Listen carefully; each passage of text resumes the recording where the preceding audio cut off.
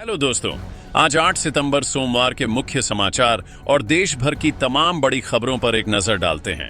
यहीं पे प्रधानमंत्री नरेंद्र मोदी के जन्मदिन 17 सितंबर को बीजेपी देश भर में सेवा पखवाड़ा शुरू करने जा रही है। इसके तहत नशा मुक्त भारत अभियान और फिटनेस से जुड़े कई कार्यक्रम होंगे। फिटनेस आइकन मिलिंद सोमन को इस अभियान का रण एम्बेसडर बनाया गया है। इसी दिन देश के 75 शहरों में नमो युवा रण आयोजित होगा, जिसमें हर शहर से करीब 10,000 युवा हिस्सा लेंगे। सेवा पखवाड़े में स्वास्थ्य जांच, रक्तदान और स्वच्छता अभियान जैसे कार्यक्रम भी शामिल रहेंगे। इधर अमेरिका और रूस के रिश्ते फिर बिगड़ते नजर आ रहे हैं। अलास्का में हुई ट्रंप पुतिन मीटिंग से शांति की उम्मीद थी, लेकिन हालात उल्टे हो गए। यूक्रेन पर रूस के ताजा हवाई हमले के बाद राष्ट्रपति डोनाल्ड ट्रंप ने कहा है कि वह रूस पर नए प्रतिबंध लगाने की तैयारी में है। हालांकि उन्होंने अभी साफ नहीं किया कि ये प्रतिबंध किस तरह के होंगे। और यहीं पे समाजवादी पार्टी के महासचिव शिवपाल यादव ने बड़ा दावा किया है। शिवपाल ने कहा कि गृह मंत्री अमित शाह ने उन्हें बीजेपी में शामिल होने और योगी सरकार में मंत्री बनने का ऑफर दिया था। यहां तक कि उन्हें दिल्ली बुलाया भी गया, लेकिन उन्होंने मना कर दिया। शिवपाल का आरोप है कि 2017 से ही अमित शाह उन्हें जोड़ने की कोशिश में थे और चाहते थे कि यादव परिवार में फूट बनी रहे। उन्होंने कहा कि फिरोजाबाद का चुनाव भी शाह के कहने पर ही लड़ा था। शिवपाल ने साफ कहा, मैं मंत्री बनना चाहता तो कब का चला जाता, लेकिन मैं हमेशा समाजवादी रहा। यहीं पे मुंबई के दहिसर में 24 मंजिला इमारत में भीषण आग लग गई। आग दोपहर करीब 3 बजे लगी और फायर ब्रिगेड की 7 गाड़ियों ने 3 घंटे की मशक्कत के बाद इसे काबू किया। इस हादसे में एक महिला की मौत हुई है, जबकि 18 लोग घायल हैं, जिनमें एक बच्ची और 4 साल का बच्चा गंभीर हालत में है। फायर ब्रिगेड ने समय रहते 36 लोगों को रेस्क्यू किया। आग लगने के कारणों की जांच जारी है। और इधर गुजरात में भारी बारिश से हालात चिंताजनक हैं। राज्य के 113 डैम को हाई अलर्ट पर रखा गया है। सरदार सरोवर डैम में क्षमता का 89% से ज्यादा पानी भर चुका है। राज्य में औसतन 92% से अधिक बारिश दर्ज की गई है। इसमें उत्तर और दक्षिण गुजरात में सबसे ज्यादा वर्षा हुई है। आईएमडी ने 4 से 7 सितंबर तक मछुआरों को समुद्र में न जाने की चेतावनी दी है। यहीं पे बिग बॉस 19 के वीकेंड का वार में सलमान खान ने पंजाब और उत्तर भारत में आई बाढ़ का मुद्दा उठाया। सलमान ने कहा, खाना उगाने वाले किसानों के पास आज खुद अनाज नहीं है, घर नहीं है। उन्होंने बताया कि पंजाबी सिंगर्स और एक्टर्स मदद कर रहे हैं और उनके फाउंडेशन की ओर से भी राहत पहुंचाई जा रही है। सलमान ने कहा, ये वही कम्युनिटी है जिसने सालों तक लंगर चलाकर किसी को भूखा नहीं लौटाया। अब उनकी मदद करना हम सब का फर्ज है। इधर शो में मुनव्वर फारूकी ने मजेदार एंट्री की और जल्द ही पहला वाइल्ड कार्ड भी घर में दाखिल होगा। और इधर उत्तर भारत में भारी बारिश से राहत मिली है। पंजाब, हिमाचल और हरियाणा में पानी कम हुआ है, लेकिन अब खतरा राजस्थान में मंडरा रहा है। आईएमडी ने जालौर, बाड़मेर और जैसलमेर में मूसलाधार बारिश की चेतावनी दी है। पंजाब में बाढ़ से प्रभावित इलाकों में हालात धीरे धीरे सुधर रहे हैं। 8 सितंबर से सभी स्कूल और कॉलेज फिर से खुल जाएंगे। वहीं मौसम विभाग ने अरुणाचल प्रदेश में भी पूरे हफ्ते बारिश और आंधी का अलर्ट जारी किया है। और यहीं पे बीजेपी की 2 दिन की वर्कशॉप में प्रधानमंत्री नरेंद्र मोदी भी पहुंचे, लेकिन इस बार उनकी एक तस्वीर सोशल मीडिया पर चर्चा में है। तस्वीर में पीएम मोदी सांसदों की आखिरी कतार में बैठे नजर आए। ये फोटो सांसद रवि किशन ने शेयर की है, जिसे लोग पीएम की सादगी का उदाहरण बता रहे हैं। वर्कशॉप में उपराष्ट्रपति चुनाव की प्रक्रिया और सोशल मीडिया के इस्तेमाल जैसे मुद्दों पर चर्चा हुई। फिर यहीं पे बीजेपी सांसदों की वर्कशॉप में प्रधानमंत्री नरेंद्र मोदी ने कई अहम सुझाव दिए।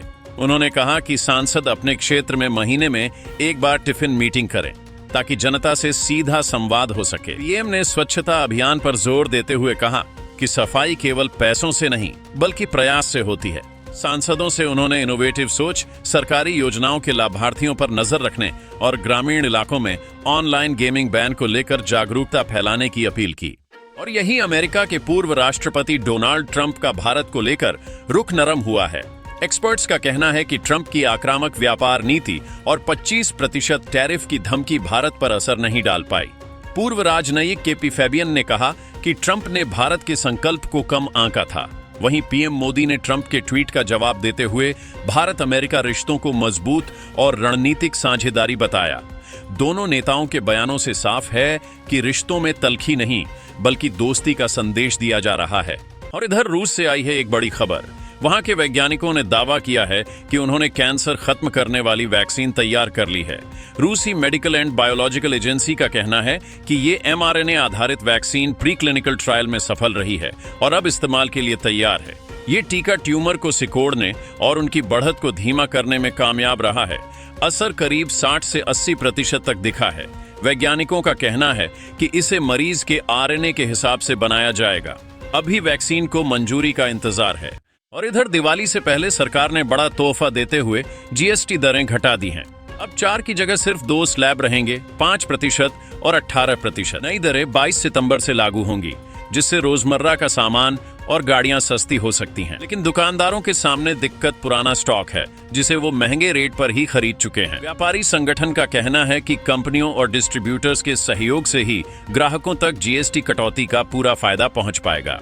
और यहीं अमेरिकी राष्ट्रपति डोनाल्ड ट्रंप के भारत को लेकर दिए गए दोस्ताना बयान पर कांग्रेस नेता शशि थरूर ने प्रतिक्रिया दी है। उन्होंने कहा कि ट्रंप के नरम रुख का स्वागत है, लेकिन 50% टैरिफ और अपमानजनक टिप्पणियों को भूलना आसान नहीं है। थरूर ने बताया कि इन टैरिफ का असर जमीनी स्तर पर दिख रहा है।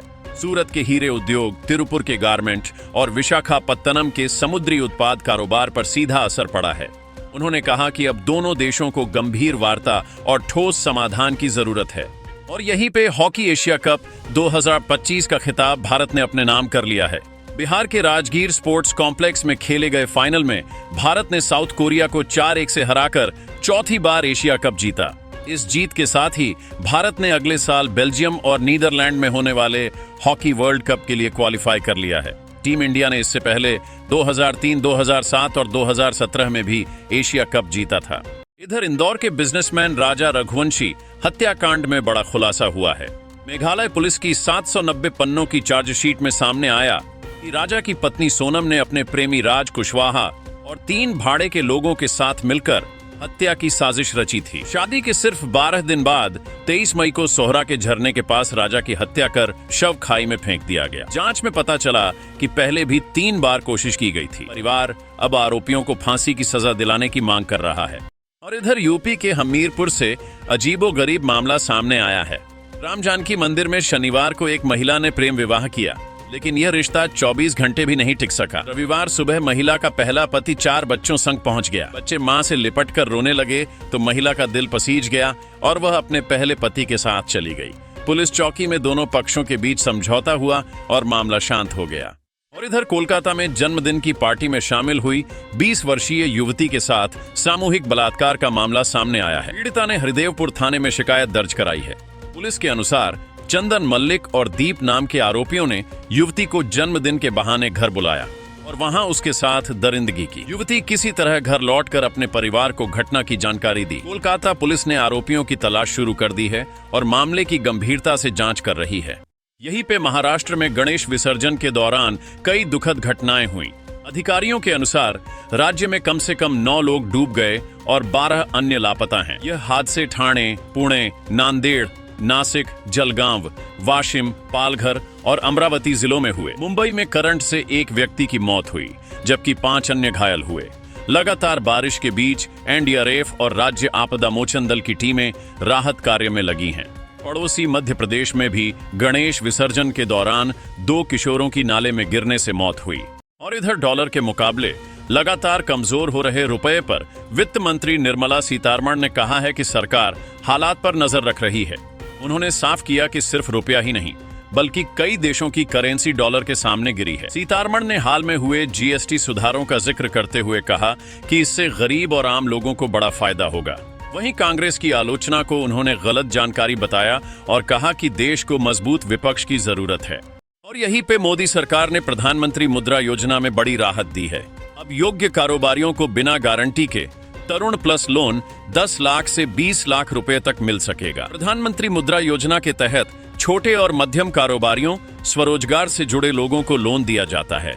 सरकार का कहना है कि इस योजना से अब तक 13.5 करोड़ लोग गरीबी से बाहर आए और रोजगार के अवसर बढ़े हैं। लोन लेने के लिए आधार, पैन और व्यवसाय की जानकारी जरूरी है। ब्याज दर बैंक और क्रेडिट प्रोफाइल पर निर्भर करती है। कई बैंकों में महिला उद्यमियों को ब्याज में छूट भी मिलती है। और यही टाइटन इंटेक लिमिटेड अपने शेयरों का 10 हिस्सों में बंटवारा करने जा रही है। ₹10 के फेस वैल्यू वाला एक शेयर अब ₹1 का हो जाएगा। इसके लिए रिकॉर्ड डेट 8 सितंबर यानी कल तय की गई है। कंपनी ने पिछले 6 महीने में 84% रिटर्न दिया है, जबकि 3 महीने में यह स्टॉक 76% चढ़ा। हालांकि एक साल में इसमें 36% की गिरावट भी आई है। ध्यान रहे, शेयर बाजार निवेश जोखिमों के अधीन है। और इधर एडटेक कंपनी फिजिक्सवाला जल्द ही शेयर बाजार में दस्तक दे सकती है। अलख पांडे की अगुवाई वाली कंपनी ने सेबी में UDRHP फाइल कर दिया है। कंपनी IPO के जरिए 3,820 करोड़ रुपए जुटाने की तैयारी में है, जिसमें से 3,100 करोड़ रुपए फ्रेश शेयर और 720 करोड़ रुपए ऑफर फॉर सेल से आएंगे। IPO से जुटाए पैसों का उपयोग मार्केटिंग, ऑनलाइन और हाइब्रिड सेंटर लीज और नई सब्सिडियरी में किया जाएगा। वर्तमान में प्रमोटर्स के पास कंपनी का 92.30% हिस्सा है, जिसमें अलख पांडे और प्रतीक के पास क्रमशः 40.35% है। यदि फिजिक्सवाला का लिस्टिंग सफल होती है तो यह पहली एडटेक कंपनी होगी जो घरेलू शेयर बाजार में डेब्यू करेगी। और इधर ओयो की मूल कंपनी अराइवल स्टेज ने नाम बदलकर प्रिज्म रख दिया है। यह अब ओयो के साथ साथ प्रीमियम आतिथ्य और अन्य ब्रांडों को एकजुट करेगा। संस्थापक रितेश अग्रवाल के मुताबिक प्रिज्म सभी व्यवसायों के लिए एक प्रमुख इकाई बनेगा, जिससे काम में कुशलता बढ़ेगी और ब्रांड पहचान मजबूत होगी। ओयो नवंबर में IPO लाने की योजना बना रही है, जिसका मूल्यांकन 7 से 8 अरब डॉलर के बीच होगा।